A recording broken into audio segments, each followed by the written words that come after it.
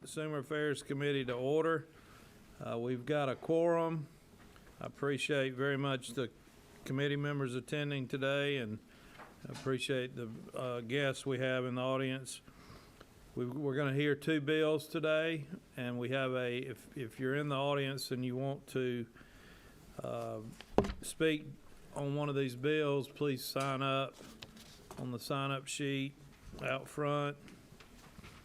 And please be sure to put your name, who you represent, and whether you're speaking in favor or in opposition of the bill. All right. I'm going to ask Senator Summers if he would open us up with a word of prayer. Please pray with me. Our kind and most gracious Heavenly Father, as we come to you today, we ask for your wisdom and your guidance. We ask that you always protect and love us and take care of us. We ask that you bless the family of the man and his family who were killed tragically in Dublin, Mr. Stuckey and his family. We ask that you be with that family and give them special comfort, dear Lord. We ask that you always continue to send the blessings that we so greatly appreciate. In Jesus' name, amen. Amen. Thank you, Senator. All right, the first item on our agenda is House Bill 138, brought to us by Representative Maynor. Representative Maynor, would you like to come forward, please? Is she here? That's a quick one.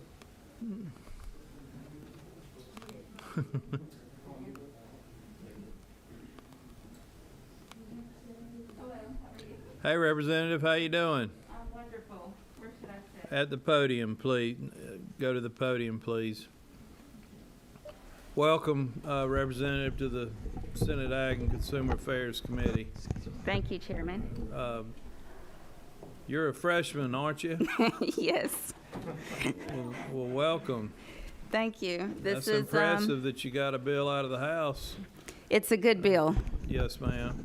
I understand you have kinfolks in my neck of the woods also. You have some family in Dooley County? Absolutely. In fact, our family's farm is in Dooley County. We've been down there since the early 1800s, and we're still farmers down there to this day. And you didn't have better sense than to move to Atlanta? Look, because of apartment crime, I should have had better sense. Good answer. All right, Representative Maynor, we're just going to hear your bill today, so the floor is yours. Okay, thank you. I know that there are a lot of people that are going to speak today, so I want to be quick but informing. In a nutshell, if you think about apartment crimes, when I went online, I could give you a stack of apartment crimes. You know, every single day there are shootings, murders, rapes, drug trafficking, gang crimes, drug crimes that are happening in apartment buildings. Apartment buildings more so than any other place because it's an aggregate living situation, so there are more people in apartment buildings. This story came to light because of a 15-year-old straight-A honor student. She lives in a Midtown high-rise. She used to live in a Midtown high-rise apartment community, and there was a naked man that tried to enter into her shower stall while she was taking a shower at the pool lounge. The family tried to go to the apartment complex and tell them, hey, you need to let the other parents in this building know that this is happening because it's a security loophole in their system. They chose not to tell the other parents and actually kick the family out of the building, which is a whole nother issue. And so the thought came, we have all this crime, especially happening in urban communities, and people that are paying rent, they deserve to know if they are living in a safe place. I did bring, and I'll pass it down, the Fulton County DA's office, which prosecutes crimes. They do have a letter of support, and I'll pass this down. And that's from District Attorney Fonnie Willis. As well, this is a handout from the GBI. Already, with the Georgia Uniform Crime Reporting Program, which is administered by the FBI. Local law enforcement agencies are already collecting data. It's just a matter of putting it online so the tenants can actually see it. Some local law enforcement agencies, are already doing that, and there's a person in law enforcement, he might be speaking today, I don't know, but he even used Atlanta's crime reporting data for himself because he was trying to find a safe place for his daughter to live, especially moving into this Atlanta region. Sandy Springs is another place that is offering crime data statistics. But the other thing is, if someone comes up here and says there's a cost to it, LexisNexis provides a free community GIS mapping system for local law enforcement that people in Georgia are already using this. But a lot of people just are not aware of it. And I think that is it for me. I can also send down 3 other letters of support. I'm sorry, I did not make copies. And the last thing, Gwinnett County has done an amazing job with alleviating crime in Gwinnett County, in apartments in particular. And why are they alleviating crime? If you go to their website, because they've institutionalized a program specifically for apartments, they have seen crime reduction up to 70%, and that's by just making information accessible to the public. And that's all I have for you. Thank you, Representative. Representative, if you, in the example you gave us, the impetus for this bill where the man entered the shower of the child and the pool common, I guess it was a common area Yes. shower thing. Had this happened before in that apartment community? I mean, how would your bill, if it were law, how would that have prevented that instance from happening? So this particular family moved to that building to be more safe. They had a discussion with management. Management knew exactly why they were moving into the building, and unfortunately, they were victimized. If this bill were in place prior to the family moving in, especially since crime was so important to them, they could have looked online to see what kind of offenses, only a particular set of offenses, rape, murder, assault, peeping Tom, felony drug, and gang crimes. They could have gone online to see for themselves, is this a safe community? This community, the family pays $2,500 a month. So it affects all social criteria. The Cairo Housing Authority, they sent me a letter of support. Their thing is, you know what, if these crimes are online, then it lets people know that we are a safe community and don't come to our community, especially because housing authorities have so many children within their... Representative, I'm sympathetic with the situation. My question is, had this man perpetrated this crime at that apartment complex before, or was this the first time? So unfortunately, we have no idea because that apartment complex in particular refused to even tell people about that crime. Was he arrested, or? They couldn't find him. They couldn't find him. Was there a history of that type of thing at the apartment We have complex? no idea because there's no law in place to make it accessible. Okay. One other question, then I'm going to open up for questions from the committee. If your premise is that if you're moving into an apartment, you should be notified about crime that's occurred at that property, then why would this not extend to if you're buying a house or moving into a duplex? I mean, So, you know, it seems like you're particularly interested in apartments when crime is not limited to apartments. It's neighborhoods, it's private residences? I mean, I don't, had you thought about that? So right now, there's GIS crime information already up where you can see if a community is safe, right? But it does not target apartment buildings, and the reason apartment buildings are targeted is because if you live in a single-family dwelling, the chances of something happening to just you and your family compared to a building that houses 100 people, just the probability of how many people live in an apartment building compared to a single-family dwelling is statistically higher. Okay, thank you. Questions from the committee? Senator Burns. Thank you, Mr. Chairman. Representative, I'm sympathetic to the intent of your bill. I am concerned about unintended consequences. As the chairman pointed out, you're focusing on apartments, but yet, what about student housing? We're in the middle of downtown Atlanta with Georgia State University, and they have student housing, which are apartments. Is that not true? So student housing is covered under the Clery Act. And so they are reporting statistics, is that correct? Student housing is reporting statistics, but I will say that, and I can't remember the organization offhand, the Clery Act, they are trying to reform that to make it more streamlined because you have to report everything, not just violent and sex crimes. I believe you're correct.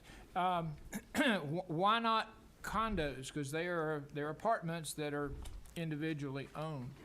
So we defined apartment complex in there, and so the definition of apartment complex would include condos. Condominiums that are individually and privately owned? Only leased. Only leased. So I live in a building that's a condo building, and some are leased and some are owner occupied, so how would I know? So that landlord would then need to, because it's a mixed use between ownership and leasing, then the landlord needs to let the people in your building know if there was a murder, if there was, well, and actually let me back up because the bill was changed from its original form.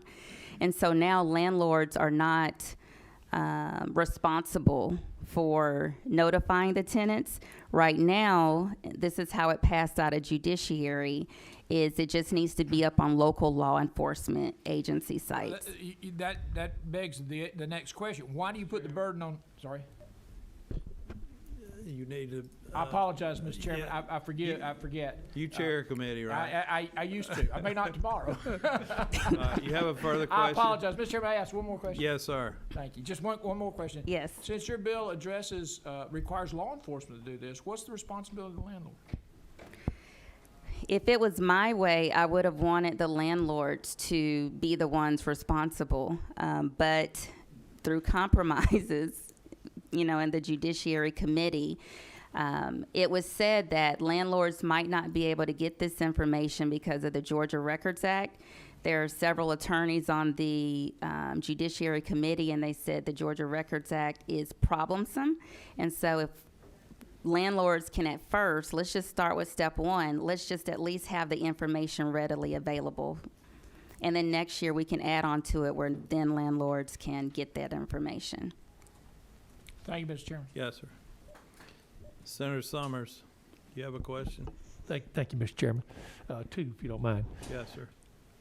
There's not a person sitting at this table that's not sympathetic with what you're trying to do. I mean, everybody wants to alleviate crime in any form or fashion. My question is, though, a follow-up on what Senator Burns was saying, is now we're putting the burden on law enforcement to do these postings, if you will. Okay. First of all, I mean, I still think it's the landlord's responsibility if we're going to do something like this. However, having said that, if we put it on law enforcement people to do this, let's just say they don't post it. Let's just say they get behind because they're all strapped for people. They're all looking for new people. They can't find anybody who wants to work within decent. Now you're going to make somebody sit down on a computer and post things. My question to you is if a heinous crime happens, isn't a lawyer going to be able to say, well, so-and-so police department or so-and-so sheriff's department didn't report this, therefore they're liable. And it's just going to open up a can of worms for law enforcement to be responsible for something that, truthfully, they're not responsible for what happens at that complex. I mean, they go and investigate and deal with the crime. They're just not responsible for that complex. I'm throwing that out at you. Okay, can I answer? I'm sure. I mean, So my response would be law enforcement is responsible for public safety, period. Can I further go on to respond? Right now, law enforcement has to report violent and sex crimes to the GBI and the FBI. They're already collecting that data. Two, I'm a victim of stalking. And when I have to go to court, I have a investigator that escorts me from my car to the courtroom. My particular investigator that escorts me, she's in sex trafficking. That's what she does in Fulton County. During my time with her, she told me, because it's my district, in Midtown Atlanta, the amount of sex trafficking happening in apartment buildings is astonishing. Now, if this were in place, right, a person could see, a landlord would know they are being a haven to sex trafficking. Any other way, they would never know that. a follow-up, Mr. Chairman. Yes, sir. I understand where you're coming from. I'm still trying to understand that, let's just say ABC Law Enforcement doesn't report this on their website for any reason, just they didn't get to it, and a crime takes place. Is this bill going to make them liable? If not, we need to spell it out that they're not liable for somebody's actions at some complex, because yes, they're responsible for public safety, but they can't be at all places at all time to facilitate what you're trying to get done. And I don't want to put undue burden on them in regards to making them liable for something that they may just not get to it.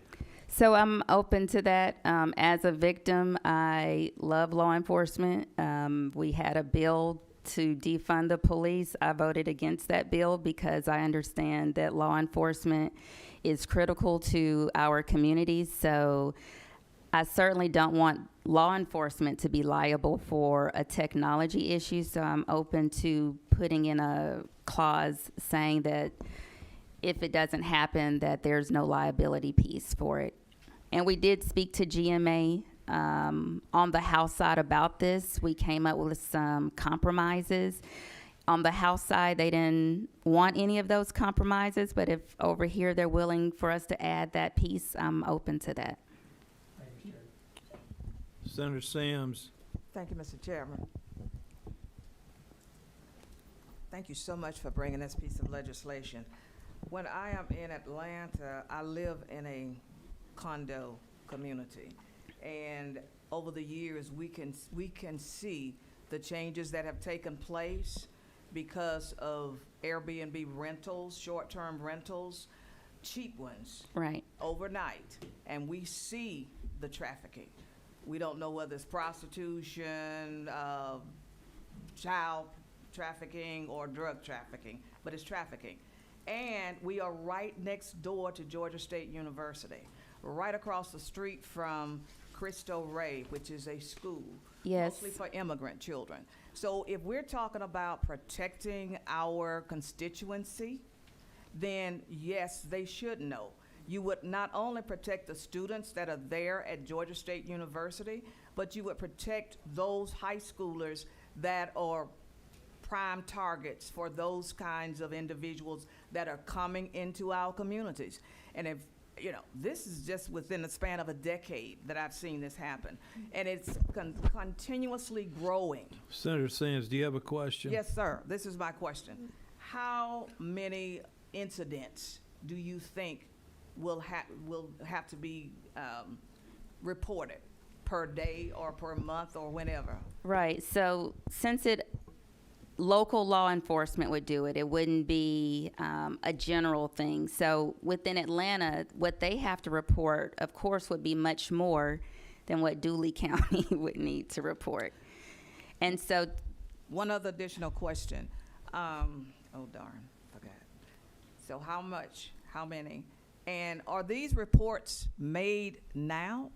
I can imagine that they aren't being stored somewhere. the crimes that are on this bill are all currently being collected. and sent to the GBI and the FBI currently. They're already gathering that data. Thank you. Thank you, Senator. Okay, we've got a number of people signed up to testify. I'm first going to call on Representative, by the way, don't leave because we may need you to come back, okay? Okay. Emily Hurst with the Georgia Municipal Association, we're going to call her on the telephone. Unless Tom wants to do it, he's here. No? Hi, I'm gonna put you on She's speaker for the. she's stated she's against the bill, opposed to the bill. Emily Hurst with the Georgia Municipal Association. Hello. Can you hear me? Can y'all hear? Yes, I can hear you. Can you hear me? Yes, ma'am. Go ahead, Emily. Afternoon. Thank you. Good afternoon. My name is Emily Hurst. I'm with the Georgia Municipal Association. Thank you, Chairman and members of the committee, for the opportunity to speak today. We'd like to thank the author for bringing this bill, as we are likewise aligned in the goal of maintaining public safety. However, GMA does indeed have several concerns with this bill. Firstly, HB 138 would impose new unfunded administrative costs and workforce burdens on police forces. This would be an especially heavy burden for smaller police departments, even for those with more than 10 officers. Many police forces don't have a website, so can't put the required information on their website. Even those that have a website may not have the ability to easily make changes to the website as required by this bill. GMA is also concerned about the potential liability issues that could arise for local governments as a result of this bill. For example, would apartment buildings try to sue cities if a crime is misattributed to their apartment complex? Would residents sue if a crime is not correctly attributed to their apartment? Also, how would the prohibition on cities maintaining a registry of residential rental properties as provided for in OCGA 307430 intersect with this bill? Due to potential confusion as to what types of crimes and what specific locations should be captured under this bill, all manner of liability questions and claims, however unfounded, could arise. Even if a city's sovereign immunity would remain effective, this could still lead to needless litigation at taxpayer expense. Turning to the question of the actual data itself, police currently collect all crime data, not just those crimes which fit to the crime categories provided for in this bill, or which occurred in qualifying apartment complexes. So in order to report in compliance with the bill, the police would have to sift through the data to find what crimes would be provided and what excluded, which could lead to confusion and more liability issues. In short, this bill would have the effect of taking officers away from their regular duties, maybe even requiring dedicated staff, which is not funded in this bill. Finally, we're confident that Representative Maynard's goal of providing crime data for current and prospective renters is already available through the Open Records Act and also on many private internet websites. We did a quick search and found several websites that provide this information in various different forms. We took some snapshots of a selection of those websites for locations in the committee members' districts, which should be being passed out to you now. Do you have those available to you? Yes, we do. Excellent. As you can see, these websites show granular crime data for specific locations. These websites are updated regularly with new data, so they're always kept current. In addition to these numerous resources, this information is also available through the Open Records Act, and cities are legally required to comply with any Open Records request. It's illegal for them not to do so. So if there have been any issues of a lack of compliance, there's an appropriate remedy for that. That concludes my comments. I'd be happy to take any questions if there are any. Thank you, Emily. I don't think we have any questions. Thank you. Thank you very much. No, ma'am, not yet. At the end, you can. All right, because we have 1, 2, 3, 4, 5, 6 people that want to speak, and some of them are actually here, I'm going to let the people that are here go next, but I'm going to ask you to keep your comments to 3 minutes, please. All right, Terry Norris with the Georgia Sheriff's Association. Thank you, Mr. Chairman, members of the committee. I'm Terry Norris. I'm Executive Director of the Georgia Sheriff's Association. I represent the 159 sheriffs of the state, constitutional officers. Many of you on this committee have multiple sheriffs. So those that have multiple sheriffs may understand why I act sometimes as I do, because I've got 159 of them. Nonetheless, this is a well-intended crime prevention, excuse me, Mr. Chairman, crime prevention thought. There's nothing wrong with the public knowing what's going on in crime, in the area of crime, in a particular area. However, I'm guessing, I'm going out on a limb now, there's not probably 15 sheriffs in the state that can readily do this. Those 15 might have crime mapping software that would target areas that we could report those. The rest of the sheriffs do not. So it is true that in every arrest, in which a case in which an arrest is made, the sheriff or the chief of police will enter that information through the GCIC, which goes to the NCIC, the federal government. But those arrests are not classified by area or by apartment complex. So this is, unfortunately, I hate to disagree, this will be a cost at a time that we can't hire deputies and jailers now.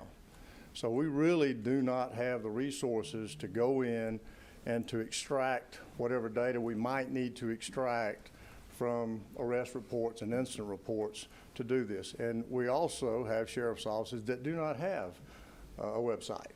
They go through the county website in those cases. So I certainly do not want to disagree with the idea.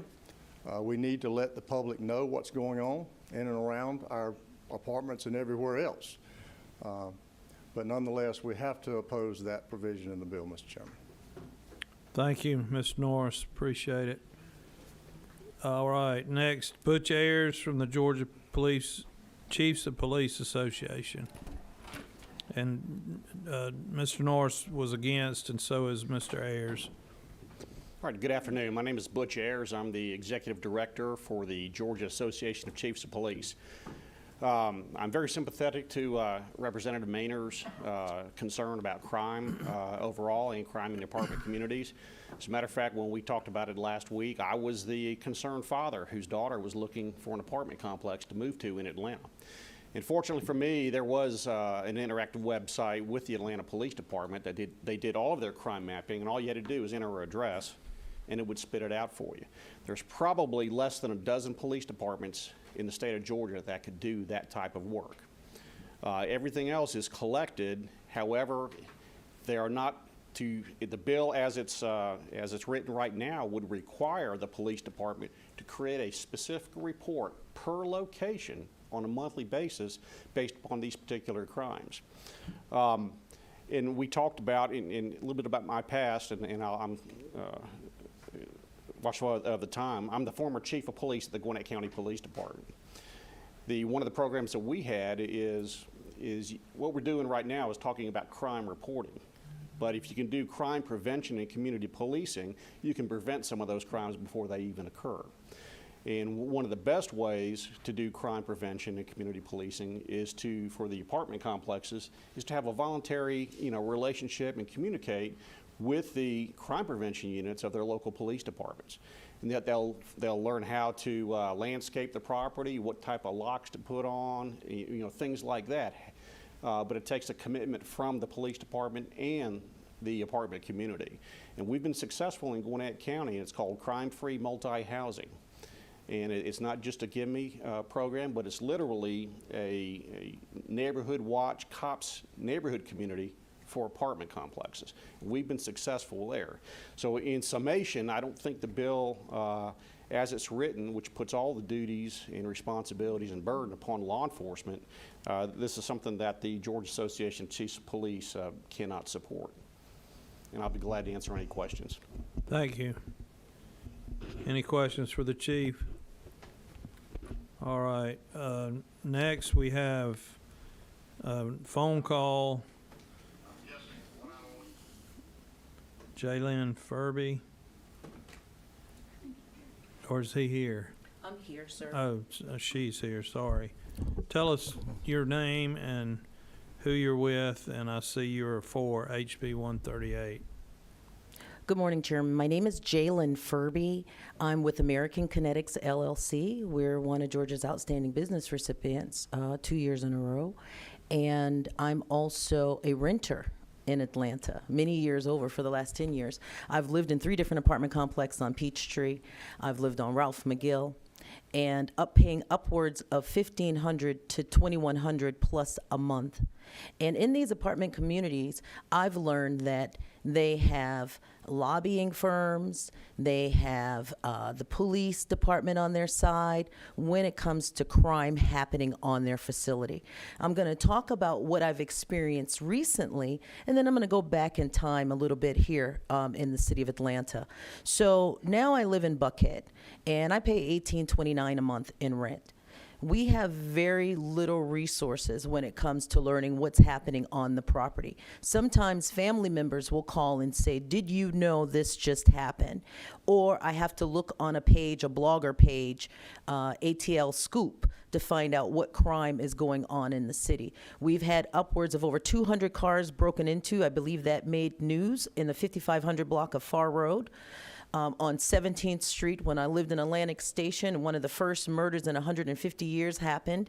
And we also had a shootout in the building that never made it on the news. So there's a lot of crime that is happening within the apartment complex to people who do not own homes, who may not qualify for a home loan, who are already spending 3 times the amount to live on that facility. And as a U.S. veteran, someone who served for our country, and as a former police officer, and a Republican, I am in favor of this going forward, because why should a lobbying firm or the police chief have more credit than the actual constituents and the people who live in the state of Georgia? We need to know what's going on. And then the smoke and mirrors of the dance that people like to do when they get up here to testify, oh, we can't quantify the data. Oh, it's going to take too many people to do this. For me, that is not only disrespectful to just how educated we are as humans. It's 2021. There's RS feeds. There's so many different ways to accomplish this from an IT perspective that it would take me all day to testify in the ways that this could be done, simply because the data is already being collected and uploaded to federal agencies. It's just a matter of sorting out the data. And I'm certain that the good senators on this committee understand what a spreadsheet looks like, a Microsoft Excel spreadsheet, how you can quantify and pull data from that spreadsheet. It takes less than 2 minutes. So we're not talking about something that's going to cost a lot of money to provide the residents in the state of Georgia the information they need to keep their families safe. So I thought that was very weird that everybody's talking about the cost to supply data that's already being collected. And I certainly wouldn't want that to be used as a reason for one of you good, fine senators not to vote for this, or to say that, you know what, it's going to cost too much money. I've been coming to the Capitol for 5 years now. I've seen Norris testify. I've seen the police chief and all of them come and testify and try to say that they can't do things. When are they going to stand up and say, we are doing a good job as police officers, here's what we're doing, here's the data? We see apartment complexes posting data and information on their websites now and providing all the great information regarding amenities and the walkability in an area. Well, I would like to know, if you're going to provide me with a walkability scale, that walk is going to be safe. And you guys have the power to do this. You also have the power to change the perception in this house, the people's house, the Georgia State Capitol. You know, it's people like me. I don't have an expense sheet for my parking that's probably about to expire that I'm going to pay $35 for, or $50 if I don't have the money to pay the parking ticket, like the lobbying firms or the former Gwinnett County police officer. I'm here on my own money as a veteran, a disabled veteran, asking you to get this out of here, pass it so we have some relief. There shouldn't be shootouts in my complex, and I have to hear about it from a family member in passing. We shouldn't wake up and see my car windows busted out when 200 Furby. cars were broken into at the 5500 block in Far Road. Ms. Furby, I appreciate your passion. I've let you go about 5 minutes. Thank you, And Chairman. thank you very much. Thank you. Next, Stephen Chapman.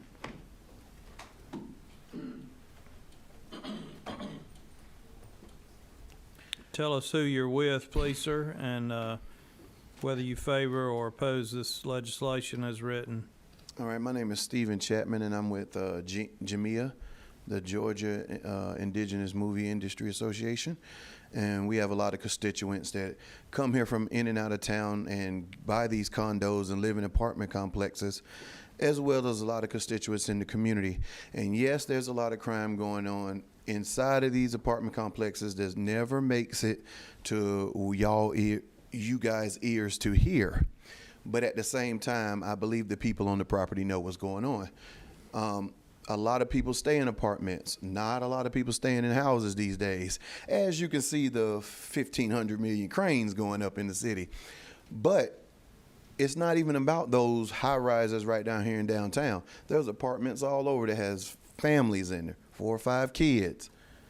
And it's still that same crime going on. There even police live on the property, and the crime still goes on. So it's not about money. That ain't what it's about. Or the police department probably had big old tanks. I don't think they even need those big old tanks. But it ain't about the money in their budget. It's about what they're doing with it. And if they're doing the right thing, they're protecting families all over. Not just in Midtown, not all over. And if you got 100 people staying in close proximity, it needs to be extra eyes and extra money funneled to that situation, because children are in danger of human trafficking each and every day. And every one of us probably have kids. So if we're not pulling out all the stops and paying millions of dollars like they do with the assault rifles and the tanks for no reason, we should be able to use that money to make sure our families are safe in these dwellings, all 150 of us right here together. And that is the apartment's responsibility. They just don't take all that money and just live the high life. They have to protect the people on the property by any means necessary. Thank you. Thank you, Mr. Chapman, and I believe we'd have unanimous agreement on the committee that we do have a crime problem in Atlanta, no doubt about it. Next, Deborah Nesbitt with ACCG, and Mr. Chapman, I put you down as a 4 or in favor. Deborah, I think you're opposed.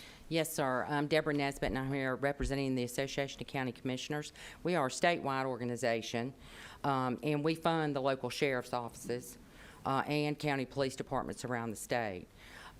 We are certainly sympathetic to the problems that have been addressed here today. However, it appears that this is a lot about Atlanta, and it seems to me that we're looking at a solution as a statewide solution for a local problem.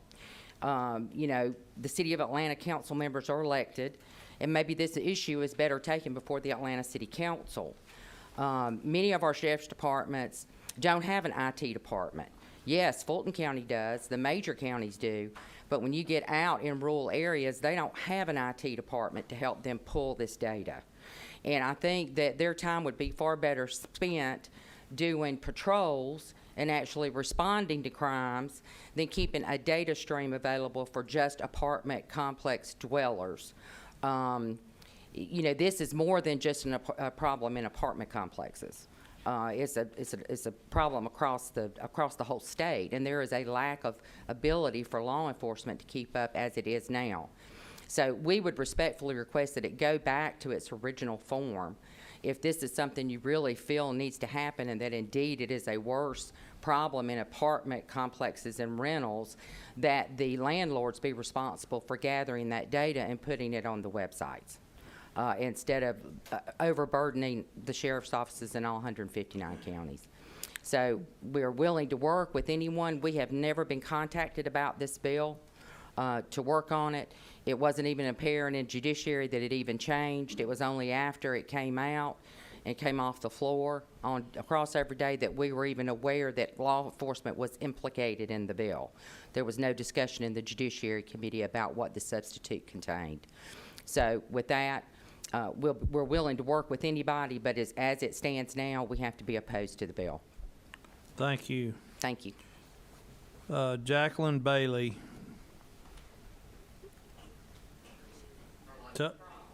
Jacqueline, tell us who you're with, please, and you may just be representing yourself as a citizen, but tell us who you're with, if anybody, and whether you're for or against the bill. I'm for it. And as a senior citizen, Columbia residential properties I live at, and we have been overwhelmed with residents being robbed and physically being attacked. And as recently as today, 2 weeks ago, we had an incident where trying to come to do laundry in the morning, and 7 o'clock in the morning, and there was an incident where people were being attacked. We've had ongoing with the police reports, as I said a moment ago, as recently as 2 weeks ago, and 6 months prior to that, we constantly had the police coming to Columbia residential and not feeling safe as a senior citizen. Basically, I shelter in place and very afraid to go out of my apartment other than to empty my trash or go to the store. Thank you very much. Thank you, Ms. Bailey. All right, last on the list is Hayden Stanley. Is Hayden, there he is. I couldn't see back there, Hayden. Thank you, Mr. Chairman, members of the committee, Representative Maynor. My name is Hayden Stanley. I stand before you proudly representing the Georgia Apartment Association. We've covered a lot of landscape today. A couple of things that I would underscore. One, crime is not restricted to apartment properties. Representative Maynor, I agree with you. Because of the density of families living together, of residents in a geographic area, statistically you're going to have greater incidence of crime. The city of Atlanta crime is out of control, and it's impacting everyone: residents, owners, homeowners, neighbors, across the board. Just briefly, without taking enough time to address everything that has come up today, one is apartment properties, the management, they work hand in hand with local law enforcement. There was reference to the crime-free multifamily housing program at Gwinnett. That's been replicated across this state. Apartment properties in the industry are partners in that, and that is an excellent way to combat crime. But every community doesn't have that, and every landlord is not participating in it. But that's a successful program. And just very briefly, as we bring legislation that is introduced down here before the client and talk through what it does, we do that to a broad spectrum of professional apartment companies, their on-site management, up to the executive level.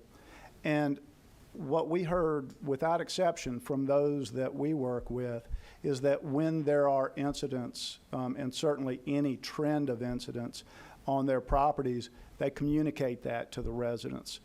I don't know what happened if it was a failure for communication on this horrible incident that you've described.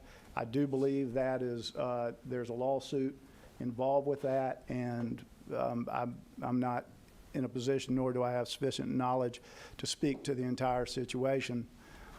But when there are 200 cars broken into a community, that is, I'm told by our client, certainly going to be shared with residents. Our office, personally, our office is over off Ralph McGill, and it's a loft unit within an apartment community. We receive notice frequently when there's any type of activity there. So while every apartment management company is not the same, the industry by and large does communicate. They care about the safety of their residents. As owners, they are victims as well of of these properties that they're running, their employees, and so forth. And I'll just wrap up with two final points, Mr. Chairman. That is, one, the original version of the legislation, and this is much better in our view, required that the apartment owner, management, go obtain this information and provide it to the residents. Well, we've heard for the last 45 minutes from those who are who gather that they can't provide it. So placing a property manager in that situation is unworkable. And finally, it may be easiest if this bill were to move forward to have that public information by local government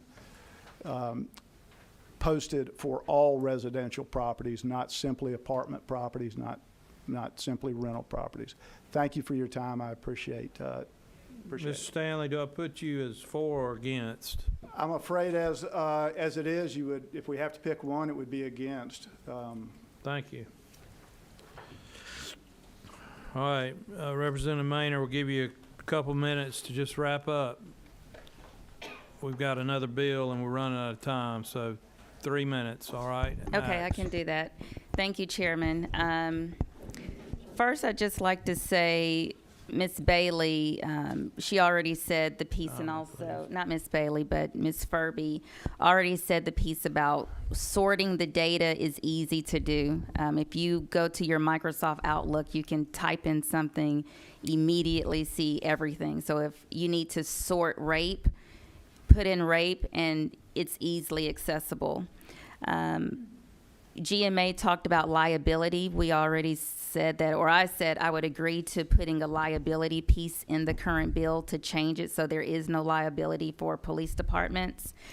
Also in the bill it says that, one, we changed it to if the agency only has 10 or fewer people, that they do not need to do this. If we need to go up a number to 20, I'm also fine with that. But in the bill, it says that a paper version, if you do not have a website, is admissible. The other thing, I need my glasses.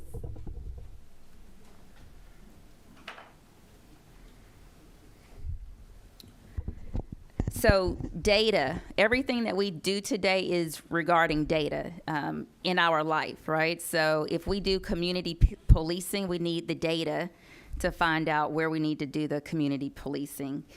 And every new law that we do down here in Georgia needs an implementation piece. So this is no different than any other thing that we do. It does have to be implemented. And the other thing I'd just like to say to Hayden's point, where this particular incident happened, this apartment community is a member of his organization. So just because you're a member of the apartment association does not mean that you're following their mission, vision, and values. And that's it. Thank you, Representative Maynard. We appreciate it. Yes, sir. Representative Maynard, is the impetus of your legislation, is it due solely to that single event that you described earlier? Or is it just tied to the recent or the events over the last year or so?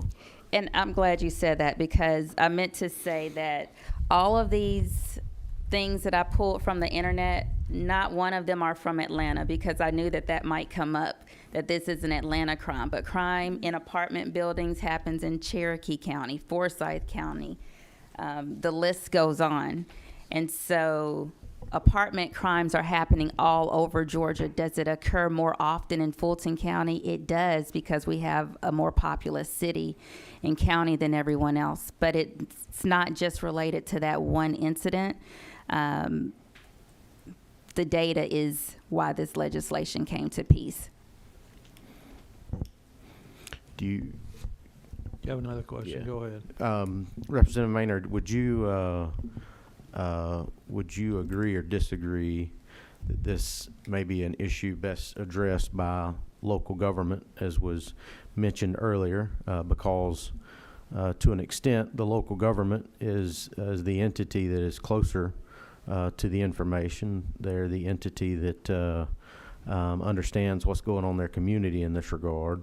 So do you think it would be better addressed, as was mentioned earlier, instead of trying to find a statewide solution for what could be argued a local problem, could we not try to address this locally instead of statewide?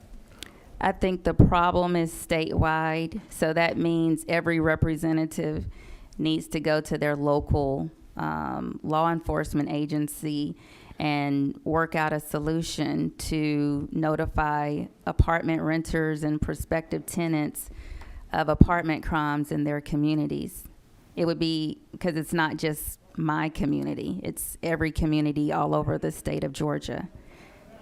Especially when you're talking about sex trafficking, it's all in, by the airport. This is an international city. It's not just my district. Can I ask one more? Yes, sir. And then Would we you got- agree or disagree that less police presence increases crime, or the opposite? More police presence increases, Or decreases crime?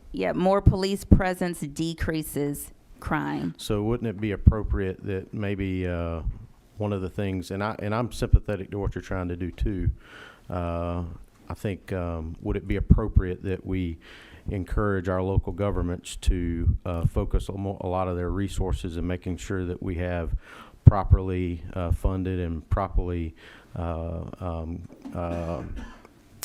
outfitted and resourced law enforcement entities to make sure that they're able to provide the resources and the services to prevent these type of activities from happening? Can I answer with a question? A two-part question? That's up to the chairman. Yes, ma'am. I'm fine with that. Yeah, give us your statement. We got to wrap this up. Do you have a wife or sister or daughter? I do not.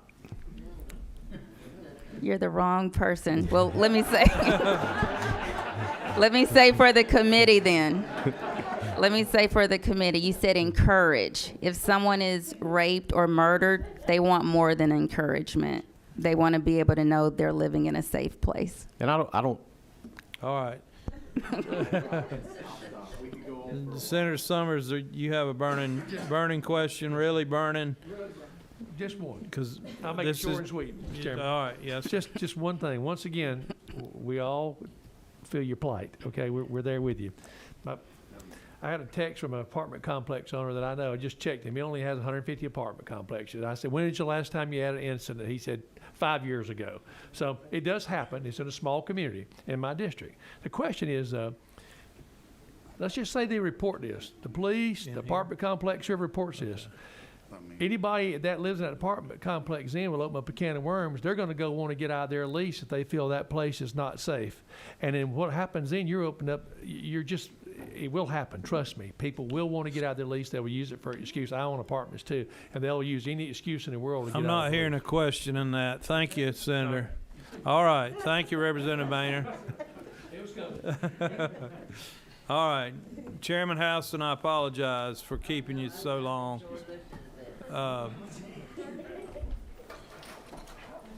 Next, we have Chairman Houston with a intriguing proposal to establish a Georgia's Farmers Market and Produce Terminal Development Authority. Welcome, Chairman Houston. Thank you. And You need any water or anything? You've been sitting there a long time. Oh, no. Okay. I used to live in the same condo that Representative Freddie Powell Sims lives in, and now I live in a condo where Tyler Harper lives. So I'm used to what's going on with Freddie Powell Sims. I bring you House Bill 676, and this is to make the farmers markets in Georgia into an authority. And we brought this bill 2 years ago, and it passed the House, and we never did get it moving in the Senate because of several reasons. So the chairman of the Ag in the House asked me to bring it back, and we've made a few changes, not many, but I know there are other things. This is a hearing only, I understand, Yes, that ma'am. we might have to work on. And one thing we did, we changed the name of it to the Georgia Farmers Market and Produce Terminal Development Authority. And if many of you probably visited the farmers market in Atlanta, what we call the farmers market, but it's actually a produce terminal when you see all the trucks and everything go by. And I didn't bring this lightly. I can show you papers I've had back to 2013, where I've been concerned about the farmers markets. And we've had to close. Some of them have been closed since then, but others we're going to have to close some, and I'll have to compliment the commissioner. They've turned some of these farmers markets around, but one of the things that bothers me most about the farmers markets now is making them all productive, and the Atlanta farmers market is making it food safety. If you go out there are trucks coming every which way, and we've got to protect the food that's coming in, or it could devastate the agricultural industry in this state. And we changed the name of this. We also I'm trying to think what else. We changed several things in here. We've tried to do this bill like the Ag Expedition in Perry and that authority. We modeled it after that. There'll be 3 people that can make appointments to the authority: the governor, the Speaker of the House, and the Lieutenant Governor. And they will nominate 2 people in farming or agribusiness and 1 person that's a consumer, and they get to appoint 3 people each. And the terms will be staggered. And I don't know, it explains all the bonding authority and the it'll be transparent and all that sort of stuff. I don't know if you've had time to read the bill, but I'll be glad to answer any questions. Chairman, I've read it. I've talked to you some about it. I've met with others about it. I've talked to the Commissioner of Agriculture. I think he'll want to maybe speak in a minute, but I commend you for your tenacity and not letting this issue go. It's too important to ignore. The farmers markets are an important part of our agribusiness community. We have seen improvements in the last couple of years since you brought this issue forth, but there's still, we can always do better, and there's still work to be done. And one of the things that I was concerned about, the farmers market don't get back the money that they put into the state treasurer, and we've had to use bond money. They've used bond money in the past. We aren't doing it now to do parking lots for regular maintenance and operation, and we shouldn't have to do that. This is really could be, with the great job our commissioner has done with Georgia Grown, these farmers markets could really be a diamond in the rough for them. They could be a showplace for Georgia Grown, I think. And I know the commissioner's worked hard and done a great job with Georgia Grown and brought that to us. Chairman, let's talk about, for the committee's edification, because I did a study committee a year or 2 ago on this, so I know a little bit about it.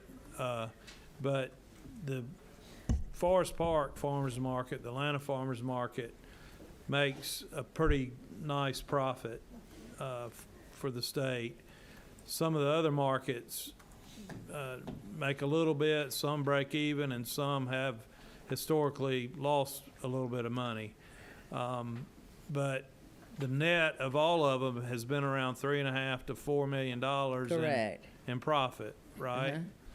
And that money just goes into the general fund, and then the Department of Ag has to come to the legislature to ask for appropriations for a new roof or parking lot repairs, or, of course, if they want a new building, a bond for that. So it is I think, a idea that has merit to try to put these farmers markets on a business type model of some sort, where they're able to retain the earnings and reinvest the earnings in facility improvements, but it's pretty complicated, Madam Chair. It is, and that's the reason I know some things need to be worked out, and the reason I said this was a hearing only, and hopefully you can work these things out before you pass it. I have full confidence in you.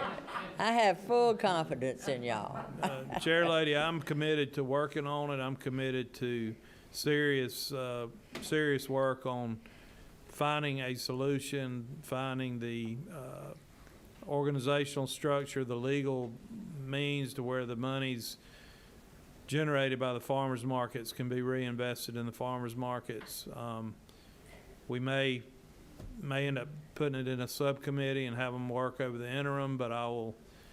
And I know that Representative Robert Dickey and Representative Sam Watson have a passion for this too. So I think you've spoken with both of them. Yes, ma'am. And I'm not ignoring you. I'm not Oh no! trying to slow roll this. Listen, y'all use the farmers market more than I do. Mine was from just looking at a balance sheet and visiting some of them. Yes, ma'am. And that's where mine comes from, looking at the paper and then going to see some of them. And the commissioner has done, since we were going to close a couple of them, they have turned several of them around. And I think in Macon, I think we've got somebody renting part of that. I think, isn't Jifa renting part of the farmers market in Macon? Huh? Isn't somebody renting part of the farmers market? Jifa for storage and everything. And I think the commissioner tried to get the city to take it at one time, and they didn't. Nobody wanted it. So we've got to do something. We can't keep on funding it. We're getting some money out of it right now, but we can't just keep on holding it when nobody wants it. Yes, ma'am. Any questions for the chairman? Thank you, and I'll be glad to answer any questions. Senator Anderson.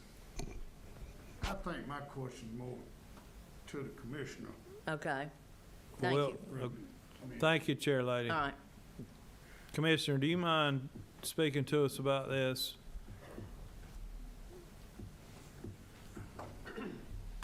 We've had a good many conversations. So. Mr. Chairman, members of the committee, good to be with y'all. And yes, sir, couple of summary comments and then happy to take any questions. First of all, I support this idea. The chair lady has been as passionate a supporter and advocate as we've had, as she well knows, since 2013, those first steps. We have made terrific progress since last June. I'm happy to report to you, we have a really, really good shot. Macon's going to be real close, but everything else is we're not going to have a farmer's market in the red this year. I really feel really good about that, and some are vastly exceeding expectations, like Augusta, because we just got a new deal with a food processor over there for a 5-year deal that's actually going to put us $100,000 to the good per year. So that's a good thing. I support this authority. I support the chair lady's work, and I'm grateful to you. I believe now we all know we've been looking for. It's about changing the business plan with the chairman. So you put it forth in front of everybody. We make a lot of money, we give it all back, then we borrow money to operate. there's not a soul in this room that thinks that's a good idea. This is the 11th year that I've tried to explain this to the appropriations process, and we talk about it every year, but the authority was the only tool that we would have in order to retain the funds. Now, admittedly, the last week or 10 days, we said, wait a minute, the governor's got this trust fund bill because of the constitutional amendment. Would that be easier? Could you accomplish the same things? We've talked about that. It doesn't have the headroom necessary. You can't do it. And so there, so that vaporized before our eyes. So the tool before us is the authority. We think, I've heard many of you ask me some pointed questions. We've got pointed questions together about what's the timetable, how do you transfer the property, what happens to the employees, and those are certainly critical questions. We've had some, I've tried to go get some answers in the last week for you, and I think we had a pretty doggone good meeting this morning on a timetable, on a glide path of how to set the dates up correctly, of how to keep it together. And with the chair's permission, if we could work with the subcommittee a day or two or three, I think you'd be real pleased with these ideas. And I think we hadn't been able to talk about it because I don't even have them on paper yet, but we had a very productive summary meeting this morning. But I think we can get you I hope we can get a bill we can pass. I think you'll be pleased with it. And if everybody's not satisfied, we'll certainly work over the time period at the chair's direction. Yes, sir. Thank you, Commissioner. Senator Anderson has a question. Commissioner, thank you, and Representative House, and I'm for this. I mean, I'm a believer in it. But my question is about the ones that we're having trouble with. Have we looked at maybe relocating some of them to a better location? Yes, sir. We would be open to. I mean, there are a lot of people centers now where it could be changed. I can tell you right now, we're working with a private group in Savannah right now. Here's one of the issues of Savannah market. It's got one good wholesale tenant that's a really good folks. There's a family that's been on that market for 25 years in the produce business that everybody loves.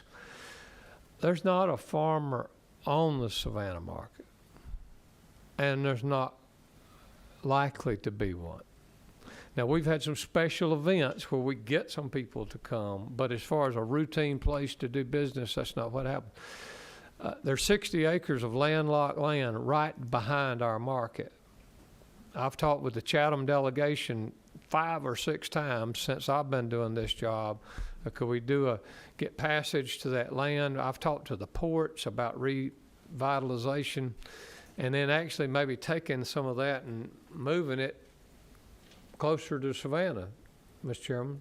Having a smaller seasonal market in place of our current project. So, but we're working with that developer group right now. I don't know if they're going to come back with an idea that we can accept, but I do feel real good about it. Representative Galliard, I've worked with Representative Galliard for 3 or 4 years on some really good ideas, and I hope we're going to get there. But that's one example. All right. But Senator Anderson has another committee meeting he's got to attend. Any questions for the commissioner on this topic while we have him here, or Chairman Houston? All right. Thanks, sir. Thank you all. My intention is to form a subcommittee to look at this in depth and work with the Commissioner's Office and Chair Lady Houston and Chairman Dickey and Chairman Watson, and see if we can't get a better feel for the complexities of doing this and the appropriate timing of doing it and the legality of doing it, et cetera. If you have an interest in serving on that subcommittee, let me know, and I'll, Mr. Chairman, may I say one announcement too? Yes, sir. Please, because you know we've worked so hard on this, but Bryce lost his grandmama a while ago, and they're a very, very close family, and everybody, I think it's maybe that first major loss in their family, so we'll work, Bose, we'll be able to get over that, but he's gonna have to go to Tennessee, probably be out this week, but he's a heartbroken young man right now, and y'all keep him in your prayers, please. Thank you. thank you. All right, any other business for the good of the order? All right, if not, we stand adjourned. Thank you.